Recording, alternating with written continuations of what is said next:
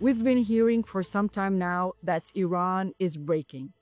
The first question, is that true? How can you explain the gap between the public narrative and the battlefield reality? Well, it's very simple, and I've written about this. I believe that we're fighting two types of wars.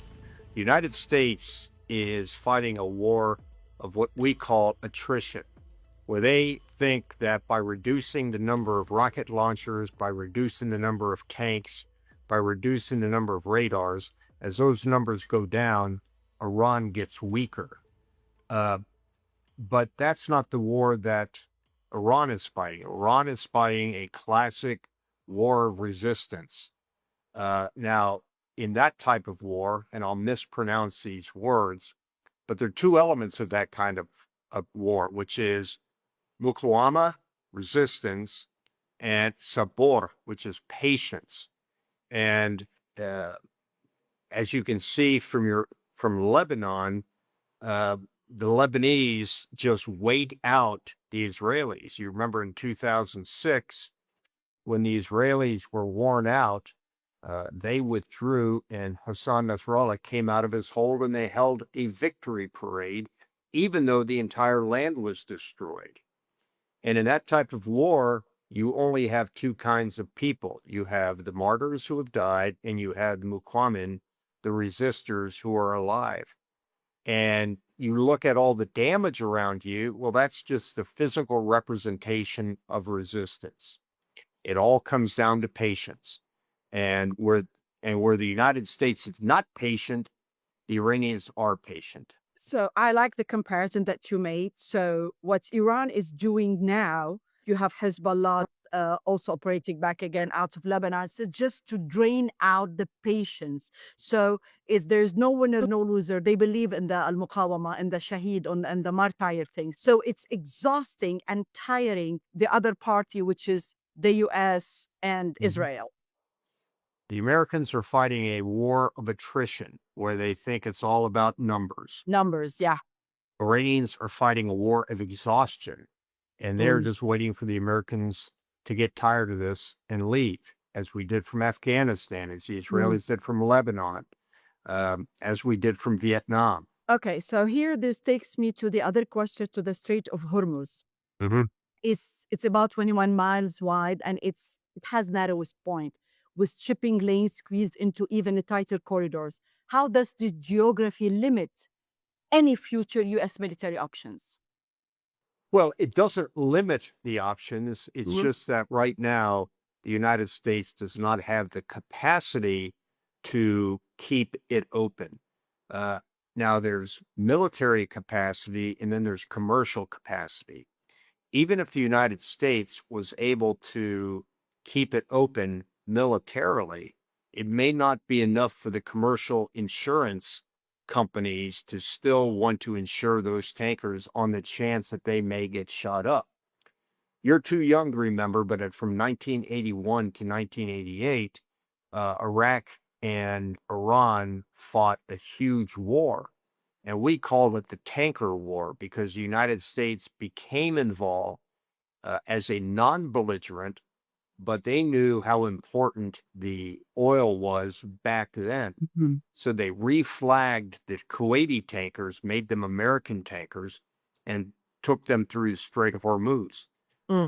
During that time period, about 22,000 ships went through the Strait of Hormuz. About 500 were hit, and about 63 were sunk. So even with the United States being a non-belligerent, it was a costly operation.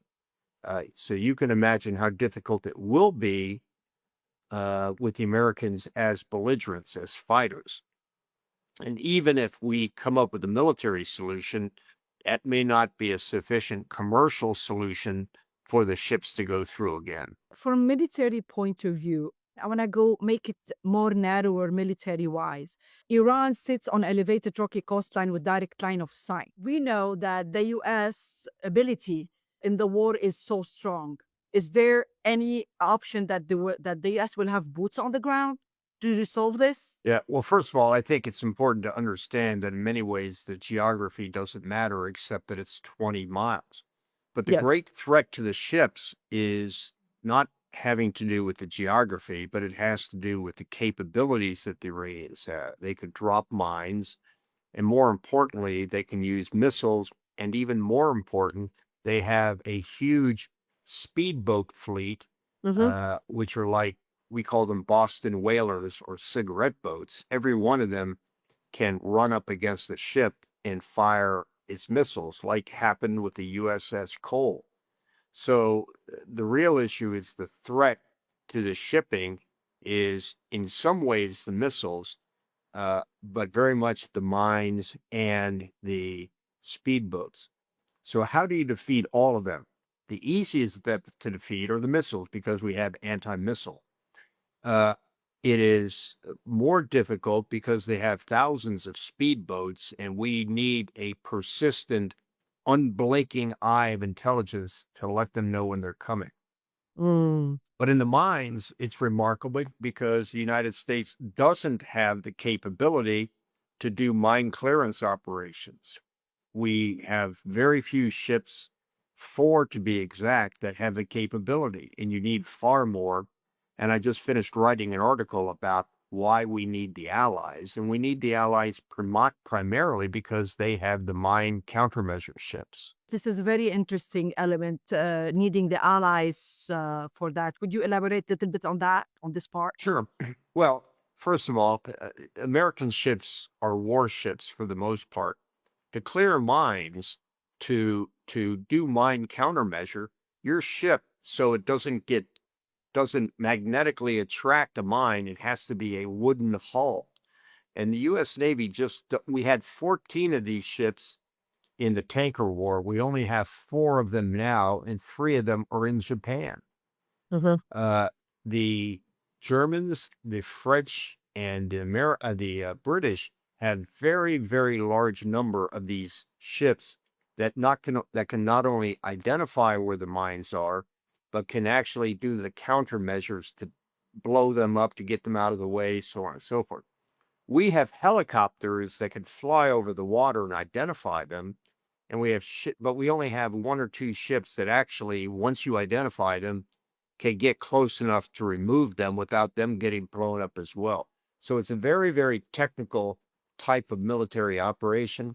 And even though you say the U.S. military is strong, it really is short of the capabilities it needs to be able to keep open militarily the Strait of Hormuz on its own. One final question, and I really thank you for your time. What does victory look like in a place where a single missile, a single drone, or even a false alarm can move global oil prices? Well, victory in this war, uh, that's a longer question, because for me, victory would be that we stick to our original objectives in this war, which are to eliminate the nuclear program, to eliminate the ballistic missile program, and to eliminate the proxy program.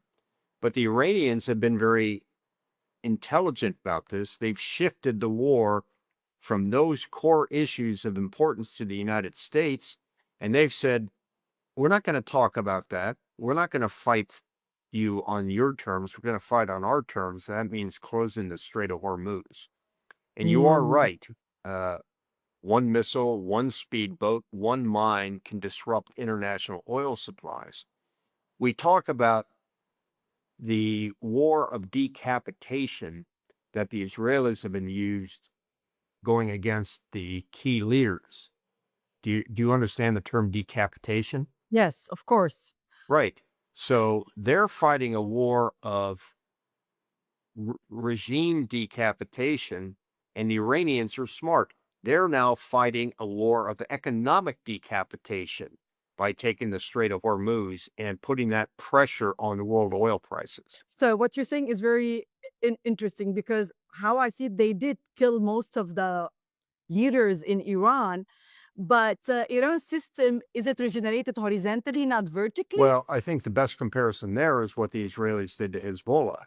They did that same process. They took out the highest layer, getting Hassan Nasrallah, getting Sinwar, worked through that, and now they're going down layer through layer through layer. I mean, the worst job in the world right now would would be to be Mojtaba Khamenei's driver, because I would suspect that even though it doesn't appear to be that way in Lebanon with the fighting going on, the Israelis really got rid of the hardliners, and they were a work of Naim Qassem, who was a little more pliant. Um, and I think that's what has to happen in Iran. That not what will happen, but what should happen, but will happen. I think the Israelis are going to continue to slice through those different levels, taking out leaders, and as a new leader comes up, they're going to Eliminate. so. Yeah, I think the only reason they haven't done that with the new supreme leader is they can't find him. Nobody So can see him. now we can argue whether that's the wise strategy or not, the regime decapitation. I don't know how that gets us to convince the Iranians to give up their nuclear program. But I haven't lost sight of what this war is about, and it's about the nuclear program, the proxies, and the missiles.